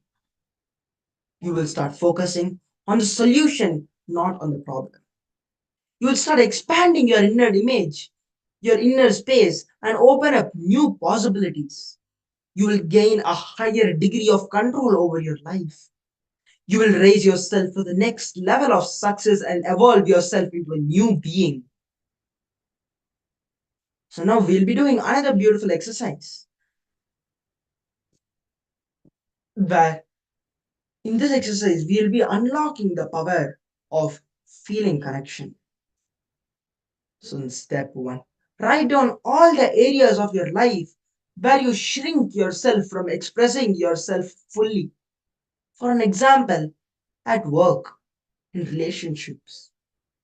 You want to express yourself fully, but you're not. You're not able to do it. In step 2, for each of these areas of your life, write down the thoughts you have, the words you utter, the actions you take. In step 3, identify where you're not taking responsibility for the aspect of your life where you're waiting for the external situation to change instead. So let us now enter into the first step and then move on gradually. I have given an overview of all 3 steps. Now we'll be doing the first step where we'll be writing down all the areas of your life where you shrink yourself from expressing yourself fully. So please write down all the incidents wherever you shrunk yourself instead of expressing yourself fully.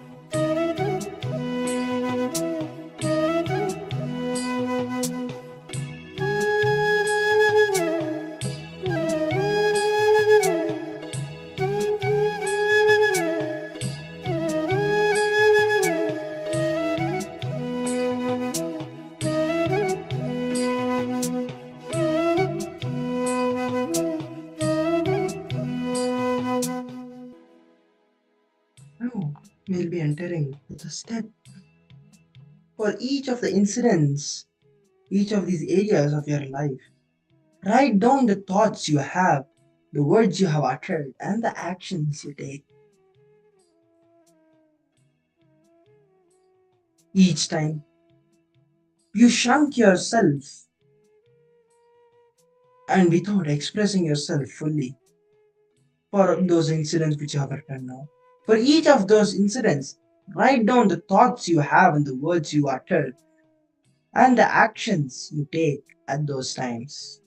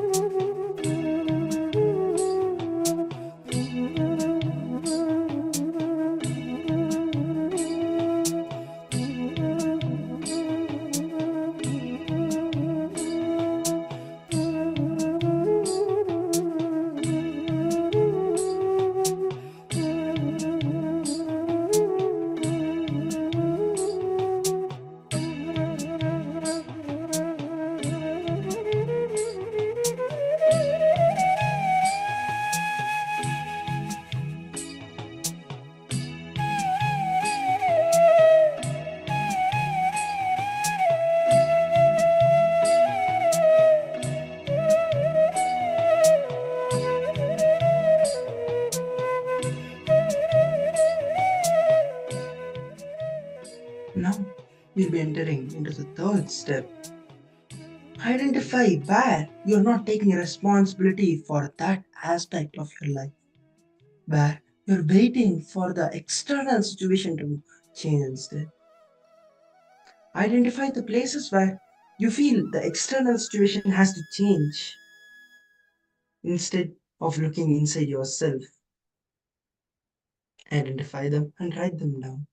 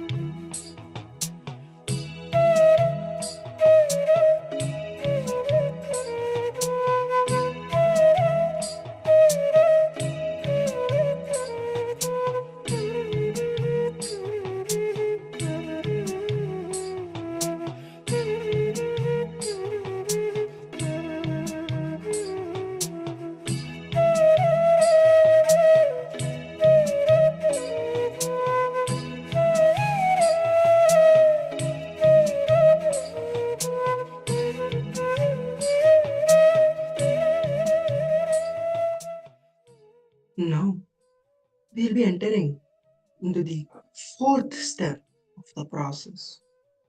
Choose any one area and declare your responsibility for creating the new situation you want.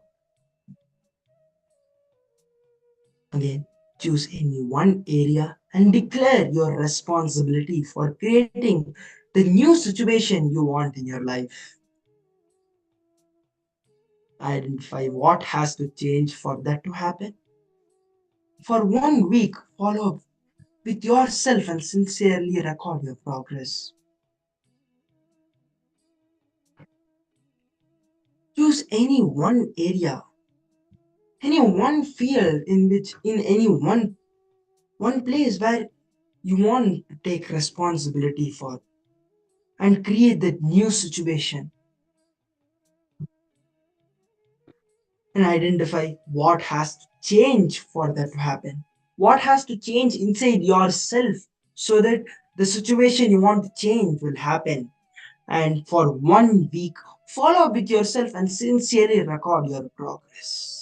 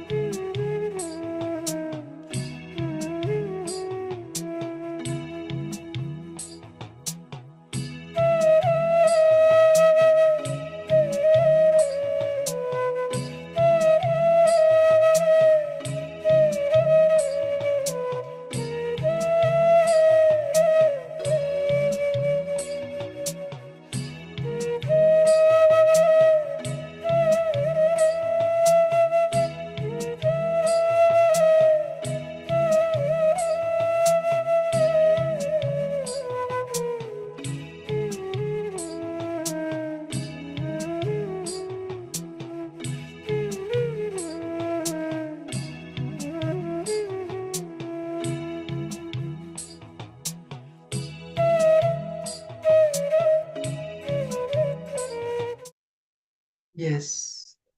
So now, for 1 week, next 1 week, follow up with yourself sincerely and record your progress from this. So now, let us now enter into the power manifestation.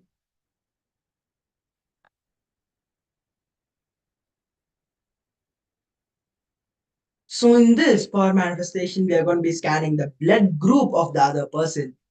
So you can call any of your friends, family again, and you can ask them for the blood group. So now you'll be asked, like, you please don't ask your the blood group to them right now, because you're going to be manifesting and telling what blood group they are part of. So now get into the deep place where you visualize yourself as Paramashiva and everything around you as Paramashiva. And with that, ask Paramashiva, what is the blood group of the other person who you're calling or with whom you're manifesting? Now I'll be playing the oneness capsules. Watch the oneness capsules and experience the powerful space. Even though it's a video, still it is very, very, very powerful when you look at it. So at the end of this, whatever is revealed to you, yes, that is the answer.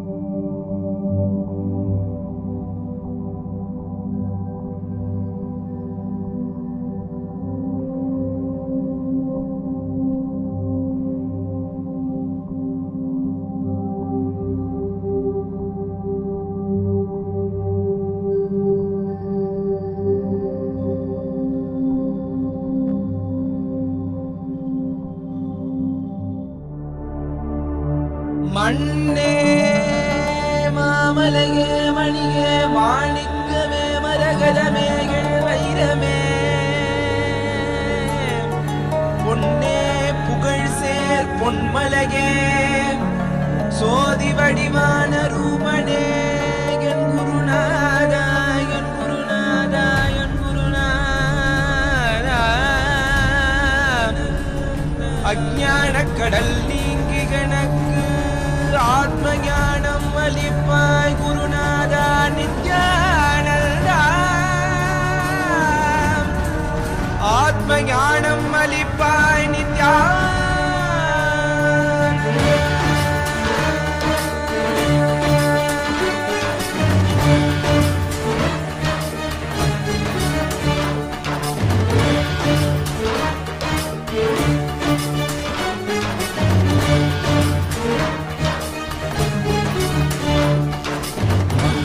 கொண்டு கங்கை முடி கொண்டு நர்த்தனம் புரியும் ஈசனே சுடலை கொடி பூசி உடுக்கை தனை ஏந்தும் காலனே புலிதோலனே விழிகார் உள்ள முறைகின்ற மதுரை மாநகரின் ராசனே இன்னல்களை கலைந்து இன்பங்களை அளிக்கும் சுந்தர வடமணி நேசனே ஆயுத திங்கள் நித்த முறைகின்ற செவ்விழி கொண்ட செல்வனே சொக்கனே எந்த சோமனே ஐயா சோதி வடிவான ரூபனே அடிமொழி காணா மலையே அகிலம் போற்றிடுமைக்கனே நால்வர் போற்றிட நயமுடனாடிடும் நாதனே ஆழகாலம் உண்டு ஆழம் காடுதனில் ஆனந்த நடமிடும் ஆதி செய்வனே மங்கிடம் கொண்டு கங்கை முடி கொண்டு நர்த்தனம் புரியும் ஈசனே சுடலை முடி பூசி உடுகை அழகேந்து காலனே புலிதோலனே நீரின் விழிகால் உள்ள முறைகின்ற மதுரை மாநகரின் ராசனே இன்னல்களை கலைந்து இன்பங்களை அளிக்கும் சுந்தர வடமணி நேசனே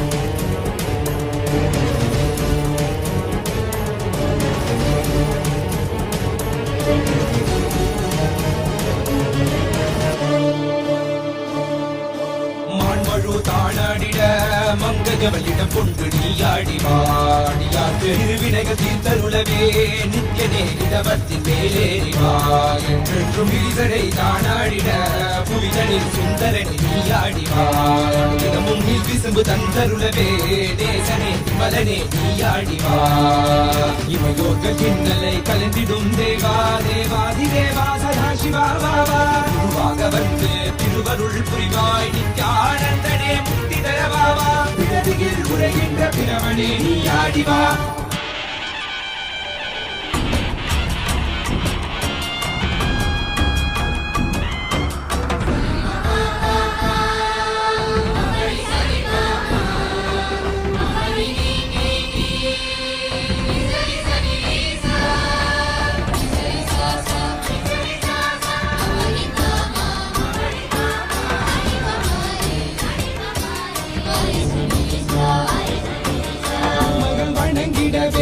காட்சியில் வண்ணாய் உரைபவனே அப்பாய் காட்சி தரும் எங்கள் ஆணை காவலசே ஆதிகந்தமிழாத ஜோதியாய் அருணகிரி உரை நாரணே உலகைய கிடும் வாயு வடிவே கால சக்தி ஈசனே சொல்லுதிடத்தில்லை நகர்தனி வானில் ஆடும் கூத்தனே பஞ்சபூதமும் நித்தம் பணியும் பரமனே பரமேசனே நித்ய ரசித நித்ய வைபவ புக்த கைலை வாசனே ஈசனே சர்வேசனே பரமேசனே ஜெகதீசனே நித்யனே ஆனந்தனே என் ஜீவனே குரு தேவனே நித்யனே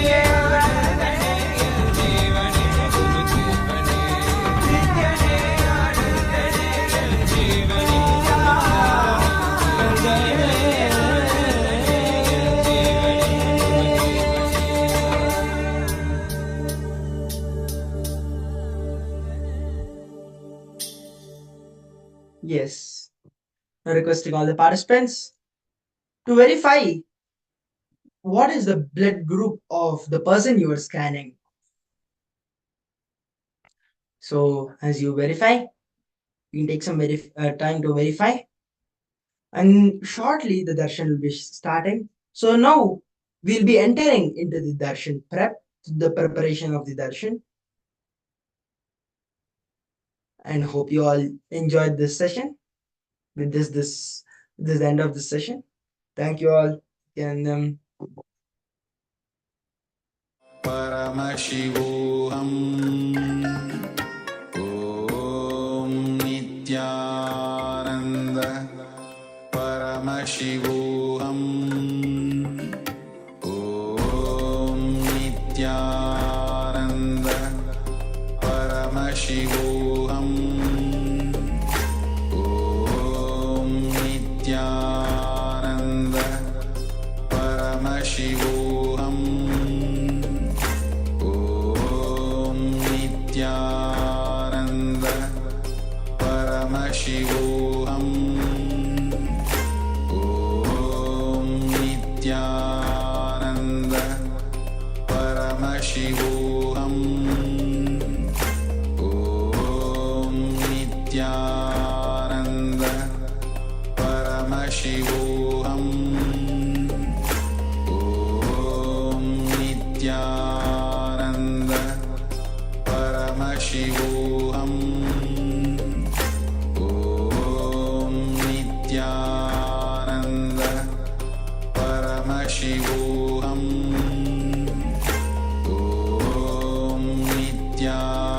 Om Nithyananda Paramashivoham Om Nithyananda Paramashivoham Om Nithyananda Paramashivoham Om Nithyananda Paramashivoham Om Nithyananda Paramashivoham Om Nithyananda Paramashivoham Om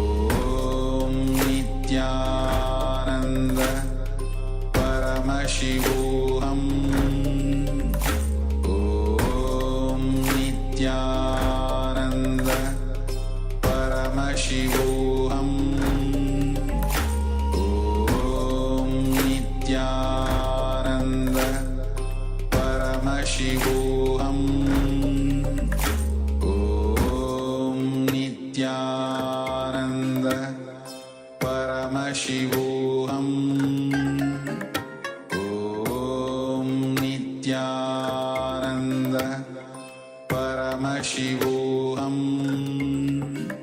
Om Nithyananda Paramashivoham Om Nithyananda Paramashivoham Om Nithyananda Paramashivoham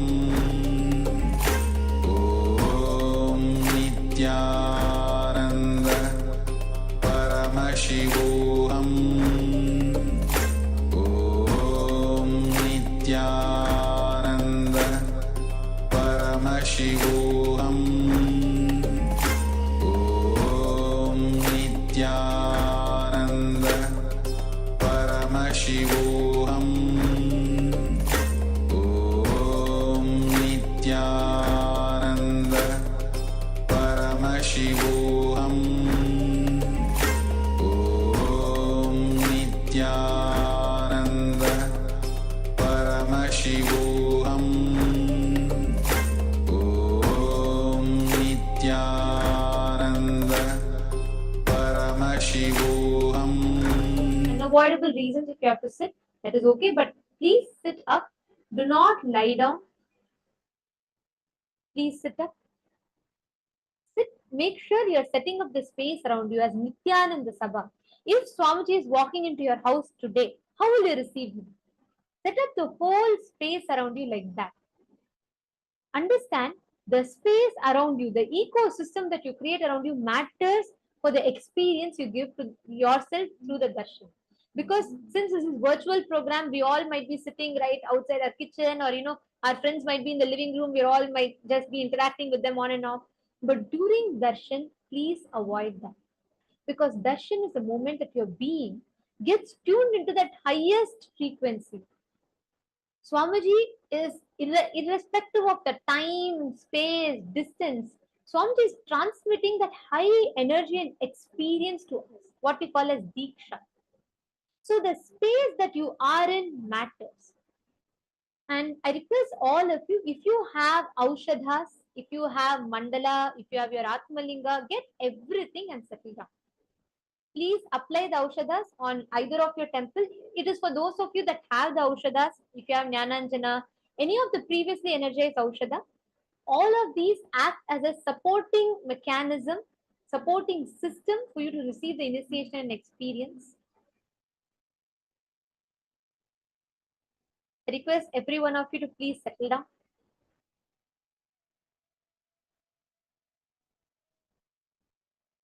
And if you have the mala, please wear the mala, keep the Atmalinga with you, and please sit. Please have your Atma Murti visible in the camera. Prepare your whole space around you as Nithyananda Sabha, the place to receive Swamiji. He himself is going to be manifesting in your place. He is going to be blessing each of us, giving us the highest experience. So please settle down.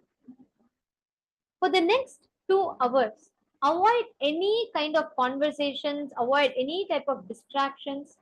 Do not distract yourself, do not engage into any conversation. Just it is your time between you and Swamiji. It is an exclusive time between you and Swamiji. Do not get into any other conversation. Now, let us all get ready to receive the darshan. Please settle down. Sit with your head, neck, and spine in a straight line. Let us all receive Bhagavan Sadashiva Murti as he manifests for each of us. Let us all get ready to receive the Paramavatara of Paramashiva, Swamiji, manifesting Bhagavan Sadashiva Murti as he manifests for each of us, blessing all of us with Paramadvaita.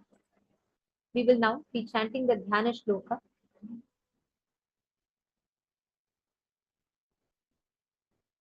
The Dhyana Shloka are the very chants that describe the form of Paramashiva, that manifestation of Paramashiva.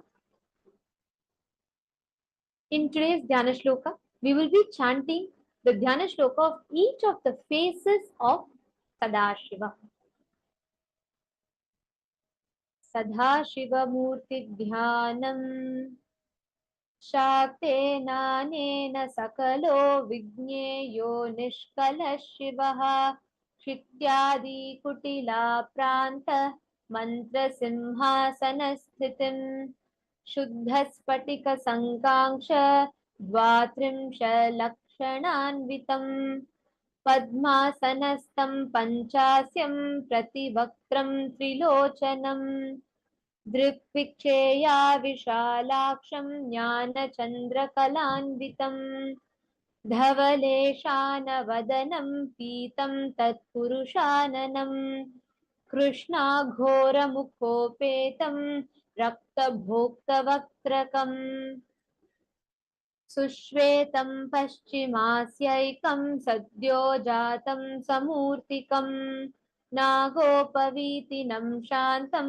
जटाखण्डेन्दुमण्डितम् शक्त्यशीलशुकट्वाङ्गं वरव्यग्रकराम्बुजम् दक्षिणे रथवामस्भै डमरुं बीजपूरकम् नागाक्षसूत्रं नीलाब्जं बिभ्राणं पञ्चाभिः करैः दिव्यगन्धानुलिप्ताङ्गं दिव्यपुष्पैरलङ्कृतम् हारकङ्कणकेयूरैर्मुद्रिताभिरलङ्कृतम् सञ्चिन्यमूर्तरूपरी शक्तिमात्रविजृम्भणम् लिङ्गाकारोपमर्देन भावने लिङ्गतां त्यजेत्. Now we will be chanting the Dhyana Shloka for each of the 5 aspects, 5 faces of Sadashiva. The first is Sadyojata, Sadashiva's aspect of creation. Each of you can see the beautiful form of Sadashiva, which is exactly as per the agamic descriptions on the screen. Connect intensely to Swamiji, manifesting as Satyojata face of Sadashiva, as we chant the Dhyana Shloka of Sadashiva Murti, the Satyojata face of Sadashiva Murti. Kundendu Shankaspatikavabhaso Vedakshamala Varadha Bhayankaha Trakshyaschaturvaktrauru Prabhavaha Sadyodhijato Vatumam Pratichyam. The next is Vamadeva, Sadashiva's aspect of sustenance. The picture in front of all of you is the exact agamic description of Vamadeva, the Vamadeva face of Sadashiva. It is from this face Sadashiva performs the act of sustenance. Sthiti, please connect to Swamiji intensely.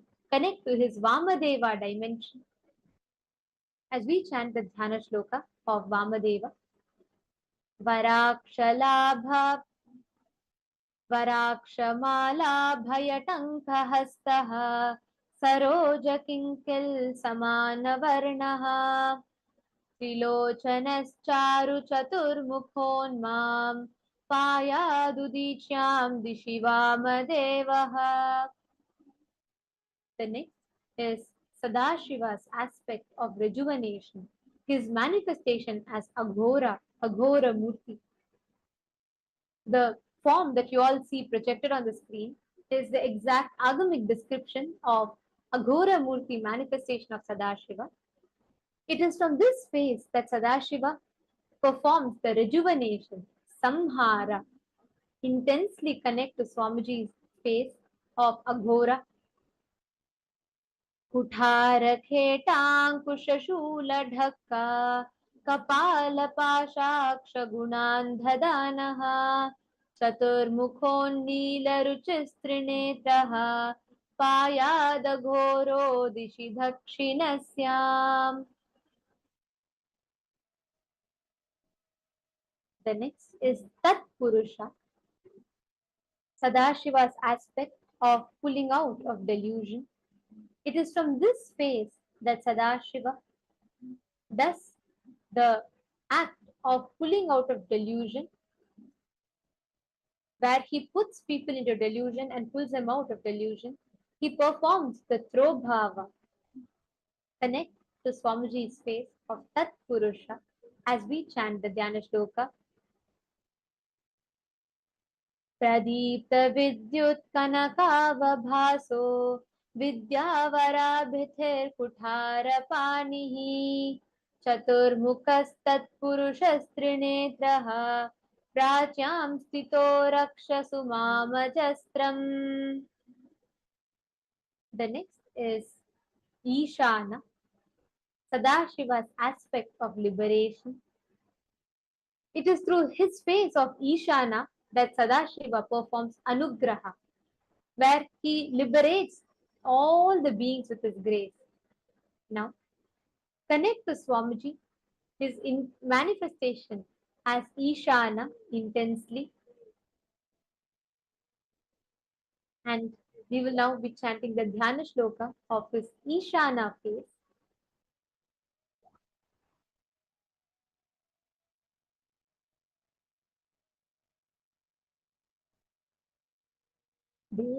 वेदाभयेशाङ्कुशपाशः कपालढक्काक्षरशूलपाणिः सितद्युतिः पञ्चमुखोन्वतन्माम् Ishan ऊर्ध्वं परमः प्रकाशः. Now, let us all get ready to experience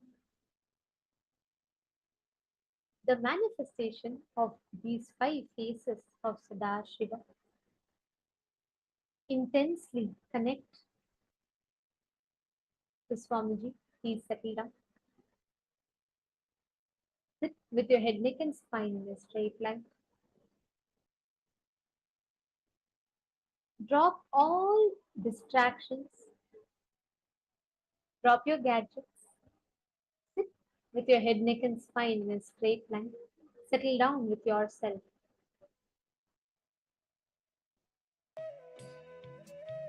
Drop all your notions, thoughts, opinions, all the restlessness. Relax into that space. Visualize Sadashiva with his 5 faces. Intensely connect to Swamiji.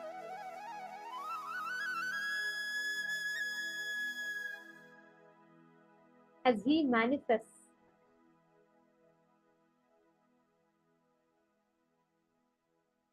Please close your eyes. I request all of you to please close your eyes. Settle down. Let us all enter into the deep meditative space of gratitude as we prepare ourselves to receive the initiation.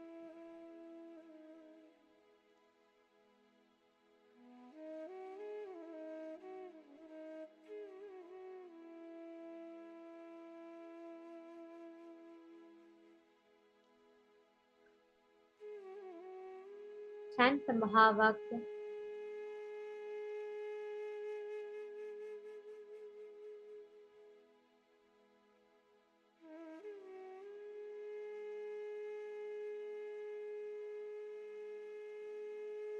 Intensely connect.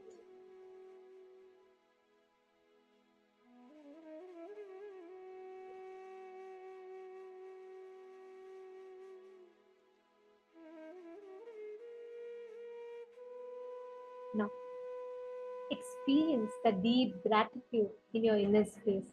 Breathe in deeply and slowly. Breathe out deeply and slowly.